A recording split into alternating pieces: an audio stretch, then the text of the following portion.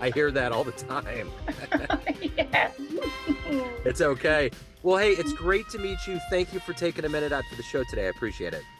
No, thanks for having me. Yeah, you bet. So, speaking of calamities, if we look at the calendar 4 years ago, the world was coming to grips with the pandemic. Hmm. How did you survive that time period and how did it change you? Great question. Personally, it was difficult. I think I had friends who had parents who they couldn't go and see who were ill with COVID. I had friends with people who they knew in hospital with COVID that you couldn't see. I mean, I think emotionally it was a very difficult time. Professionally, I was quite lucky. I was a director in a business at the time, and we'd been operating a hybrid workforce for quite a while. So there was flexible working already. We had teams of over two sites, north and south offices. Most of our meetings were virtual. So we kind of had the infrastructure to be able to pivot quite quickly. I think there were a lot of businesses that couldn't do that. Unfortunately, their business suffered. But yeah, I think we were in a very, very, very lucky position. But I think personally it was tough. I think our next door neighbours were furloughed. So in the UK, we had furlough where you were Yeah. paid because you couldn't work. So the business wasn't able to employ you and pay you. So the government kind of subsidised that. Um, and they were at home. We had a beautiful early summer that year. They were at home sunbathing out in the garden. I was here with the back door open, working. It couldn't have been. It was just two very extreme kind of experiences of the pandemic, really. Yeah, for sure. So let me ask you this. On paper, there's so many things that you're involved with. But if I was to put you in front of a bunch of grade school kids, third graders, career day, one of the kids says, "Hey, what do you do for a living?" How do you answer that child? I help business leaders be better. I help them want to grow, want to learn, and I give them the tools to make them better and their businesses better. Let's take you back to the third grade. What did you want to be when you grew up? Oh gosh, I think I wanted to be a vet. I think I wanted to be a veterinarian. Fortunately, my science wasn't strong enough. But yeah, I think I've always been passionate about animals. I had horses as a kid. I was very lucky. And yeah, if I could have spent my whole life doing that, I would have loved to have been a vet. I Yeah. now don't think I had the stomach to do that, but it was nice as a kid to want to. That's the thing. That's like one of the number one dreams. It's like a vet or an astronaut. But then you realize you got to have a stomach for both.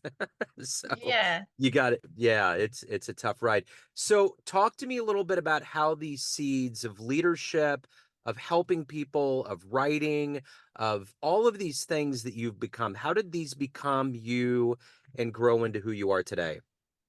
Oh my gosh.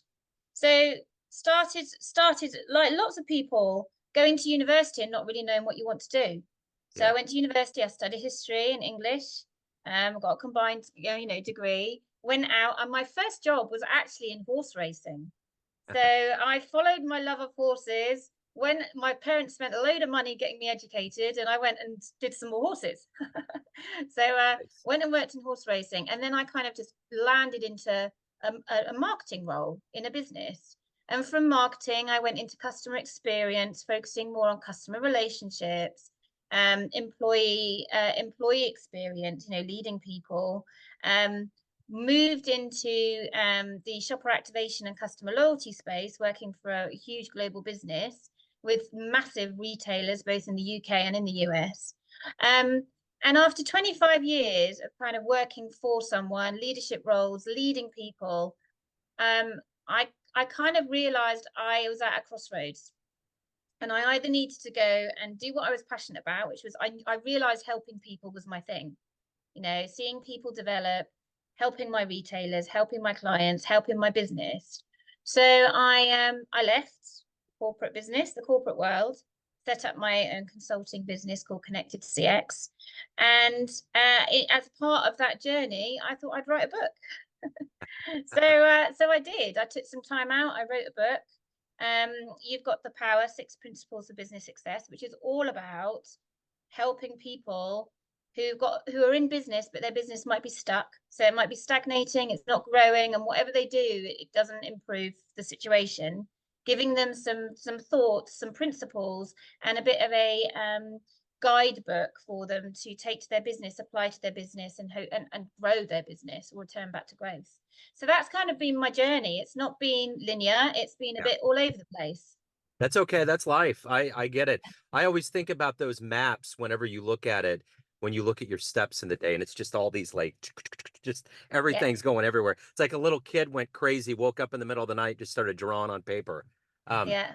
so I would, the one thing about entrepreneurs and setting up a business is that sometimes, especially in your capacity of helping people, is they don't think they're ready. They don't think that they've been around long enough. But 25 years, I mean, you've probably been incubating that idea for a long time.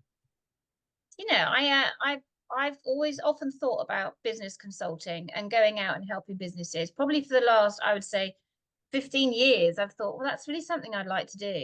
And it's only been, I think at the time I thought, well, I don't know enough. Who's going to want to employ me to help their business when I've only got 15 years under my belt?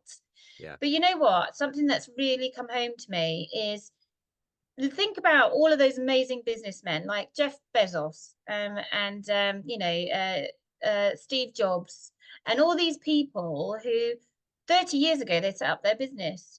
Well, they didn't know what they were doing. They Yeah. didn't have all of this experience, but look where they are now. They've set up huge behemoths of successful businesses. Several of them set them up in their garage. Two people coming up with an idea, and that just kind of made me reset my thinking and made me think, you know what? Just go out there. If you've got a purpose and you really have a burning desire to do something, with my case, it was to help people be better. Just go out and do it, because you can. As long as you've got a starting point and a real desire to do something, learn. Go out, learn, and put yourself out there. It's funny. Somebody called me about a month ago or 2 months ago, and it was some telemarketer. Some young kid wanted to give me some business loan. So we start talking, and I'm like, I'm in podcasting, and we start talking about it. He was like, oh man, I've always wanted to do it, but I got to wait till I get my studio and all this fancy stuff. I said, no, no, no, no, no, no, no, no, no. Just get a microphone. You can find them cheap. You got a computer? Yeah. You got a camera? Yeah. Do it. Start it. It's about the idea. So it's that notion. Then you can build up the capital. You can get to a better place. You start knowing. But I think that's the fear of people, like the fear of traveling or the fear of diving into something new. It's like once you do it, if you have the desire, you'll figure it out. There's things that go into it, but just give it a shot. So, That's it. And I think in the book, and actually I talk a lot about this with my clients, having growth mindset. So having that, I think Carol Dweck, if you don't know who she is, she's this phenomenal psychologist. She created the growth mindset, which is around having an understanding that you're not born done.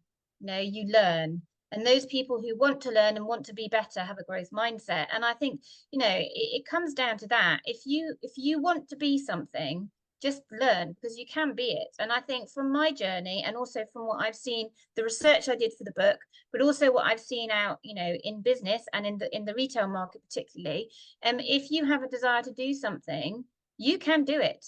And yeah, I think in the book I do talk about a lot of examples of big businesses, but they started off tiny. Like I mentioned, they started off really small, but because people had that clear purpose and a vision and they really wanted to do something, they applied growth mindset and they did it and they achieved it. So I would say to anyone thinking about starting your business, if it's something you really want to do, just do it, yeah. and learn as you go. So who's been a hero for you? Oh, so many. Um, do you know one hero is actually David Bowie. God rest his soul. So I fell in love with him when I was a teenager, because of his music, but actually his creativity was just immense. And I remember I watched an interview with him where he actually kind of foresaw what the internet would do to us and do to us as a culture and us as a society. And he was not wrong. It was a double-edged sword, and I think he was such a future gazer, and he was such an acceptor of people and diversity, um that I think we can learn so well. I think a lot of people did learn an awful lot of him from him when he was here, but even now I think, if you read any of his autobiography, well, his biographies, he had such an amazing life, and I think we've probably learned quite a lot. So he's definitely one. I would say, probably another one is actually Barack Obama. I know Uh, I borrow him. I think he's just a phenomenal man. yeah, What he achieved in his short term, well, I think it's actually quite long term in presidency in the US was phenomenal. He was all about diversity and inclusion. And what he did for society, I think, in the US, but also what we could learn from globally, was just phenomenal. And his wife's pretty awesome too. So yeah. I've actually got a book just here. I mean, goodness, she's done an awful lot for women's rights, for women, helping them to believe in themselves and believe that they can actually achieve just as much as men. I think it is a very different world for women and men, unfortunately, still, but I think Yeah. that's changing. But yeah, Yeah. I'd say they're in my top. Yeah, for sure. So let me ask you this. You have to dispense a lot of good advice to clients. What's the best advice that you've ever gotten? Um, Believe and you can achieve, to be Yeah. quite honest. Because I think when you are in your career, whatever you are doing, and I'm sure you've experienced this, you will have had people tell you can't do. You either can't do, or don't be silly. You can't do that. That's not going to make you any money. You'd be doing that forever. You'd be working all hours. Um, just don't listen to what other people say. Obviously, listen and learn, but don't listen to the naysayers, to the negative people that are telling you can't do something. Because I've experienced that throughout my career. People saying, "Oh no, well Claire, that's just not you," or "No, you can't do that." Um, Always believe in yourself, because you can do. And I think people will try and divert you from your belief and from a certain paths, but just keep at it and always know that you can do. So speaking of that can-do spirit, what is the motivation for you every day to wake up and not only to help businesses and people, but to evolve as a human yourself? It's I'm passionate about learning, so I think my whole career has been about learning. You learn something new every day, and as people say, every day is a school day. It's a great saying, because I think it's very true. Um, So it's getting up and knowing I'm going to learn something new. And it's also knowing that I'm going to talk to people that I can learn from and that can inspire me. But it also is knowing I'm going to help people that day. So every day I start off my day writing. So I'm love to write, and I love to research. So I will write something, generally put it into an article. You can find it on LinkedIn or on my website. Um, and try and add some value that is free. I'm not asking for anything back. I just want to help people. So I think those are probably the things that drive me every day. And if you speak to my husband, he'll go, "Yeah, she'll do anything for free." I think I need to start to ask people to pay me quite a bit more than I do. But yes, it's all about helping. That's my cardinal sin as well. I get it. So what has been one of your best client success stories? I think, well, interestingly, it was a difficult situation. It's where as a business, we'd done something which had caused them quite a big issue, because of our clients were retailers. So they had clients, they had customers going into their stores every day, buying from them online. And what we actually did was served them with kind of shopper activation tools and targeted marketing. And I think we'd our systems had gone out for a short term and time, and it caused them a lot of problem. And actually, the biggest success I had had is actually helping them out of that problem, and helping them find solutions for their customers, but also find solutions for them. It was a really difficult situation. It went on for several weeks, but actually, out of everything I've done in my career, it was turning something around from what looked quite bleak to being really positive. And I apply that in the work that I do with my clients today. So as an author and obviously having a lot of books around you, what was one of the best books growing up that you read that has stuck with you that you love? Uh, it's actually Jane Eyre. So it's not a business book, it's nothing. The book that made me fall in love with English literature was Jane Eyre. It's a classic book, it's a bit of a romance. So I think that probably appealed to teenage Claire. But it made me fall in love with the English language, and the English language can be absolutely amazing when it's written well. And yeah, it made me go on to then take my degree in English literature. So yeah, so I would say that. And I think since then, probably the books that have shaped me, there's so many. Do you know, probably of the most recent, over the past few years, Hubert Joly, he was the CEO of Best Buy. He turned Best Buy around. So you probably know Best Buy, big tech retailer, turned it around. He wrote a book called The Heart of Business. Yeah. And I'm passionate about the human experience and helping businesses become more human because, yes, they're corporate, yes, they have to make money. But actually, starting with people, because without people, you don't have employees, you don't have a business, you don't have customers, you don't have a business, you have nothing. So Yeah. that's kind of, he sings to what I believe in. Yeah. So what are you the proudest of all these things that you've done and accomplished and evolved into in your life? What is it that you're the proudest of? This is somebody else asked me this quite recently, and it was probably my last business. I It was my 10th anniversary. It was actually our Christmas party. I was expecting, because I knew that every 10 years you get an award and you get, I think, a voucher, so you get a little gift. So I was expecting that. What I wasn't expecting was there were probably about 30 of us in the room, and I had about 10 people just stand up and say why they had loved working with me. And what everyone said was actually how I had helped them believe in themselves, overcome some challenges, and actually make them realize that they can be what they want to be.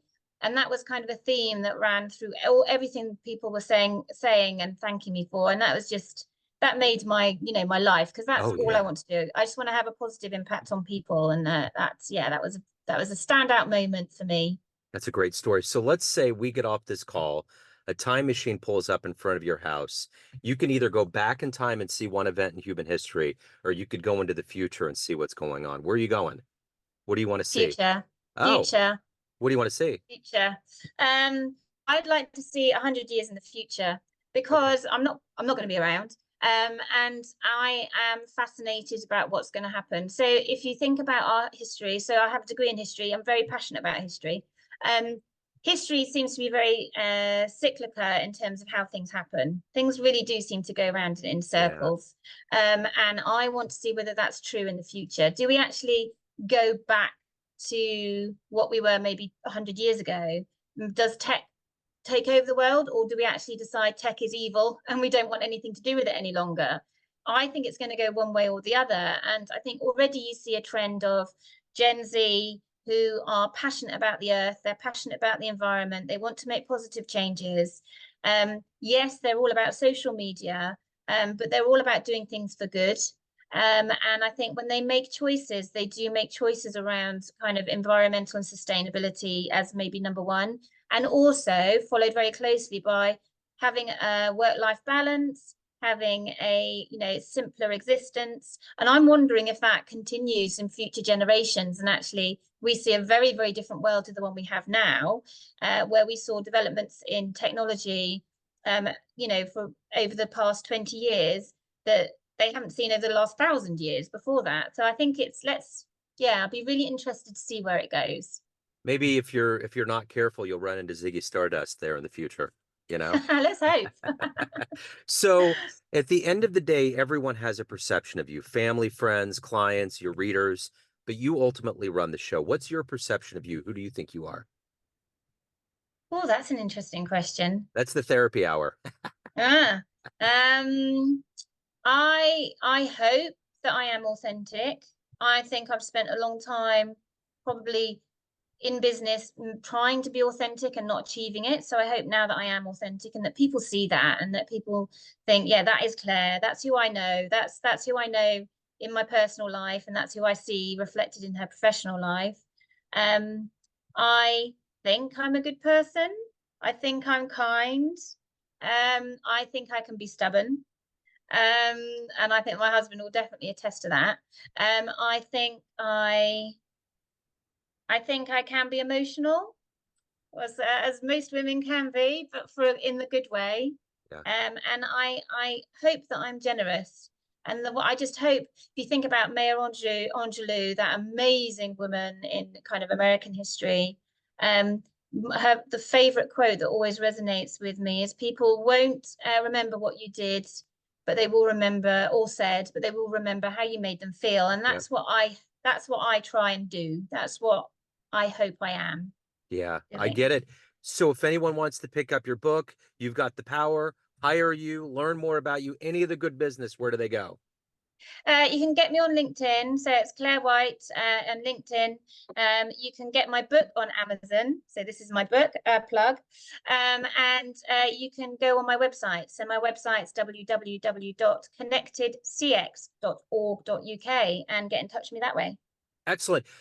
I read a really cool poem probably a few years before Bowie passed, and it was the coolest poem in the world. Somebody, a poet in New York, ran into him or saw him walking and like wrote this poem about his like allure and his power and just the way he Mm. was. I'll have to find it and send it over to you. It's one of the coolest descriptions, kind of from a civilian layman's fan version of like who this guy is. So Yeah. I'll find it, send it over to you as a Bowie fan. So, but Oh, love you that. you guys export the best music. I mean, between Bowie and I mean, you know, the Beatles and Oasis and all of that, you guys got a beat on things. So it's good. So, um, Yeah. well, hey, it's great to meet you, Claire. Thank you for taking a minute out today. Best of luck with everything. Thanks, Joe. You too, likewise. Thank you. Take